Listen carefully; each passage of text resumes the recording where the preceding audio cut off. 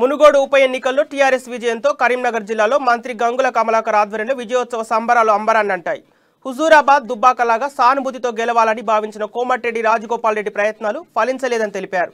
మునుగోడు ప్రజలు తమ తీర్పుతో బీఆర్ఎస్ పార్టీని స్వాగతించారని అన్నారు. బీఆర్ఎస్ పార్టీ ప్రభంజనానికి ఇది తొలి విజయమని స్పష్టం చేశారు.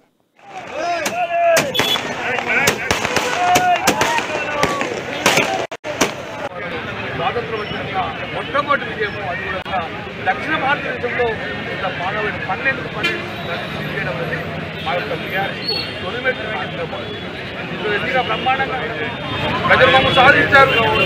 ఈరోజు రాజగోపాల్ రెడ్డి గారు వ్యక్తిగతంగా రాజగోపాల్ రెడ్డి ఓట్లు పట్టి మొత్తం వ్యక్తిగత రాజగోపాల్ రెడ్డి పడ్డారు. బీజేపీకి వ్యతిరేకం ఉన్నా కొన్ని ప్రత్యక్షంగా రాజగోపాల్ సాధించి ఓట్లు కానీ కావాలి. బీజేపీ ఓట్లు కావు, కేవలం రాజగోపాల్ రెడ్డి ఓట్లు మాత్రమే. ఈరోజు కూడా సుభద్రంగా బీజేపీ ఓట్లు కాదు, తన వ్యక్తిగతంగా ఓట్లు. కాబట్టి నేను ఎప్పుడెత్తున్నాను, ఈరోజు టీఆర్ఎస్ పార్టీ కేసీఆర్ గారి నాయకత్వం దినదిన పెరిగింది, తగ్గలేదు.